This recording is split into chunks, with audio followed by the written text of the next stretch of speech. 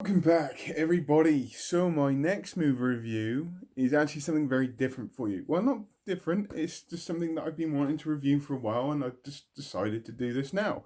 So, Batman The Killing Joke is one of my favorite animated movies in the Batman franchise, to be fair. And it's based on a graphic novel by Alan Moore and Brian Bolland, I do believe. And this animated movie is probably one of the most enjoyable animated movies I've ever seen. Yes, it is dark. Yes, it is graphic. But I've always wanted a more of a darker Batman, more of a darker story to the Batman universe, and this does offer it, just as the Dark Knight Returns Part One, Dark Knight Returns Part Two does. And again, this movie is just very, very enjoyable. And the reason why I'm reviewing this is because it's to do with the Joker movie as well, because of the style and the context and how they produced that movie. And I just thought myself last night, I thought I'm going to sit down. I'm actually going to watch this again. It's probably about, I don't know, the hundredth time I've actually watched this movie, and it's one that I just do not get bored of in any way, shape, or form. I don't know. It is the darkness that is carried. It is the graphicness that comes with this as well. It's something that I enjoy. Yes, I admit I love the Christopher Nolan trilogy. I get that. I really, really do. It's very, very realistic. And I very much enjoy that series. I even enjoy the Michael Keaton movies. The Batman Forever, Batman and Robin were enjoyable when I was younger, but now they're just shit. But I've always wanted to see a more darker, more violent version of the Batman, whether it is in a live action movie or even in an animated movie. And in this animated movie, we do get to see that darker side, and it's very, very dark. It's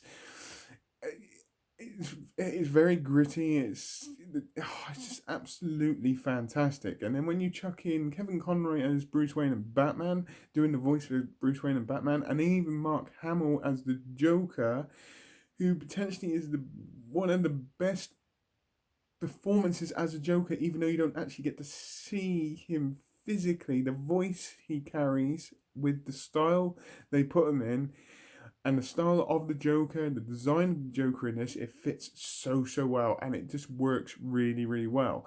So in this this movie, it does follow kind of two stories. So the first half of this movie is more to do with Batwoman or Batgirl, and the second half of this story is to do with pretty much the Joker. The stories are connected in a certain are connected, or they are joined in a certain way.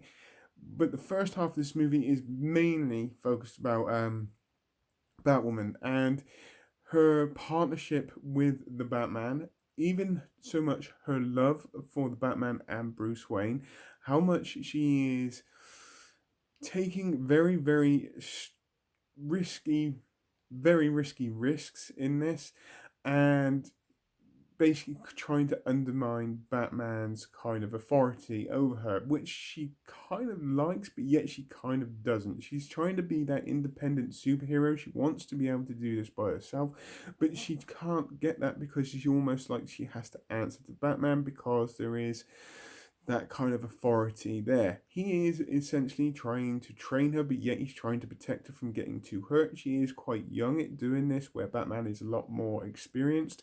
He has gone over the edge and has to fight going completely over the edge. Like I said, these movies are very connected. The two storylines are connected uh, uh, very, very closely, and it's just that kind of she's going after this villain who's basically obsessed with her. She's basically playing into this villain's hands, and it gets to the point where she actually starts to lose control, or in other words, being in or starts to see and feel that situation that Batman's in, and it becomes to that point where she literally has to hang up the cape. It's a very, very good, and it's very, very well done. I very much enjoy watching that side of it. But like I said, the stories between that and the Joker are very connected to the point where later on, basically, the Joker does escape from Arkham Asylum. Batman goes to Arkham Asylum first to try and talk to the Joker, to try and give him that chance to basically redeem himself, let Batman help him, just so he knows he tried. So it isn't always that constant battle, that constant rivalry between them. It's just that sense of him or Bruce Wayne or Batman just knowing that he tried to put the Joker right.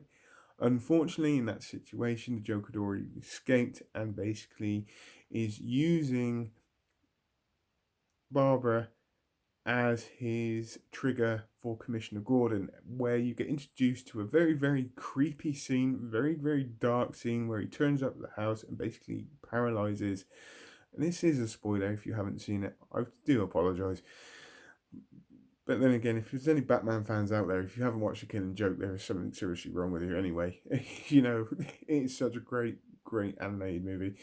To the point where she is paralyzed to then trigger Commissioner Gordon. And there's a great line that the Joker shows in, or says in this: it only takes one bad day for somebody to lose their shit.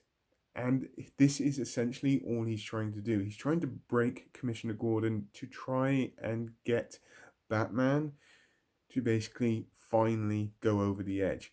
Luckily, Commissioner Gordon in this does say one line which says, even after everything he has to go through, or the Joker puts him through in this, there is that sanity still there.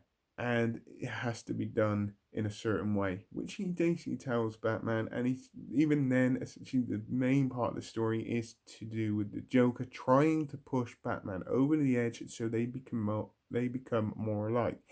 Fortunately, with all the temptations of him trying, temptations that he could lose his shit,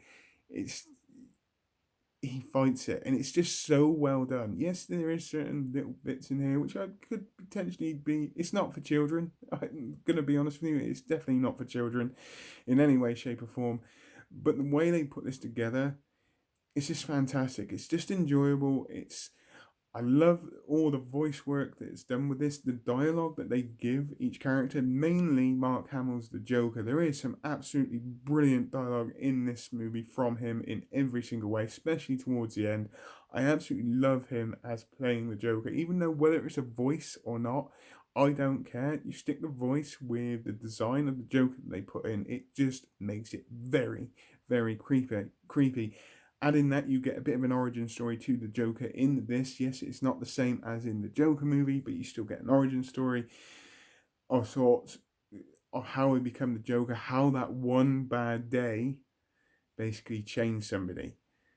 And all the Joker's trying to do is kind of either find out what Batman's bad day was, or he's just trying to make him lose control. Like I said, with the musical score, the design of this, the way this was put together, everything that goes with this is just absolutely brilliant. Every time I watch this is more of an appreciation than a review, I have to be honest with you. Every time I watch this, I'm never bored. I will never ever get bored of this in any way, shape, or form.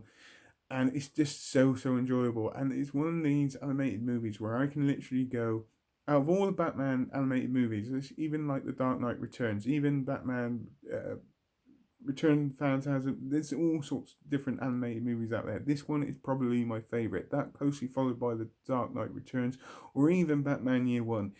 And these are all going to be ones that I actually kind of review in the future. So if I do rate this, I would give this a 10 out of 10. If there's any adults here who's thinking about maybe letting your children watch this, don't.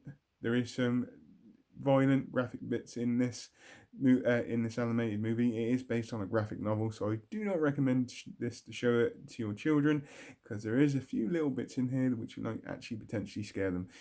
But all in all, for an adult, and for me who craves to see that darker side, that which we got a taste of finally in the Joker movie, and we get a taste of it in this. If they made a live action movie of this, I'd be like that. I'm so going to the cinema to see it. It's as simple as that. It's just enjoyable for me. It's something that I really enjoy. I absolutely love it. It's as simple as that. So, like I said, I would give this a 10 out of 10. Enjoyable watch. So, on that note, if you've seen this movie, please tell me what you think. As normal, put it in the comments down below. I hope you all have a great rest of the day, whatever you're doing. Please take care, and goodbye.